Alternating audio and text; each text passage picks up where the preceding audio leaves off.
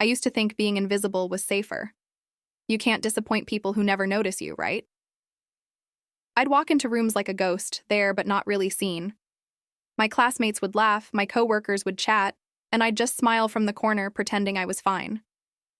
I remember once sitting in a group trying to speak, but my words just vanished between louder voices.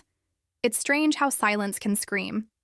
That night, I scrolled through my phone, watching everyone else live the life I wished I had. Confident, loved, noticed. I told myself, maybe I'm just not meant to shine. But deep down, I wanted someone to see me, the real me. Not the quiet background character. I wanted to matter. Every scroll felt like proof that I was falling behind. Everyone was on vacations, getting promotions, in perfect relationships, while I was just existing. The more I compared, the smaller I felt. It wasn't just jealousy, it was exhaustion. I was tired of being my own worst critic, tired of feeling like life had some secret rulebook that everyone else got but me. I didn't realize that comparison was quietly stealing my joy. I wasn't even living my life anymore. I was just surviving inside someone else's highlight reel. But the thing about hitting that kind of emptiness is, it doesn't stay silent forever. One day something cracks. One day, your heart whispers, enough. It happened on an ordinary day. At a small gathering, someone made a harmless joke about me, but it hit deep. Everyone laughed. I did too, but inside, I shattered. That night, I stood in front of the mirror and didn't recognize the person staring back. Tired eyes, forced smile, empty inside. I whispered to myself, why do I hate myself so much? In that stillness, something inside me broke, in a necessary way. Because sometimes the moment you finally break is the moment you start rebuilding. I cried that night, not because of the joke, but because I realized I'd been crueler to myself than anyone else ever was.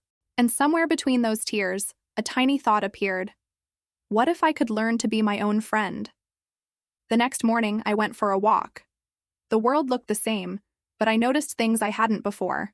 The way sunlight hit the pavement. An old woman at the park smiled at me. A real, warm, I see you smile. That tiny moment felt like a spark. It wasn't magic, but it made me wonder, maybe I'm not invisible after all. That day, I wrote in a notebook. One thing I like about me.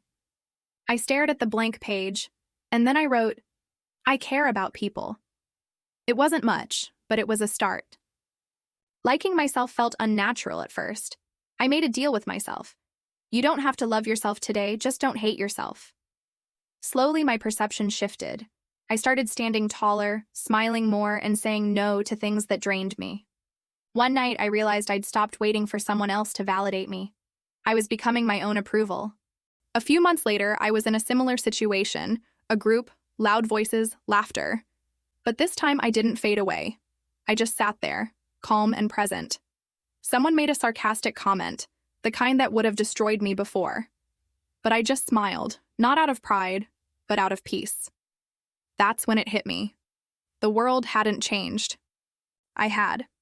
I went home, looked in the mirror, and said, I like myself.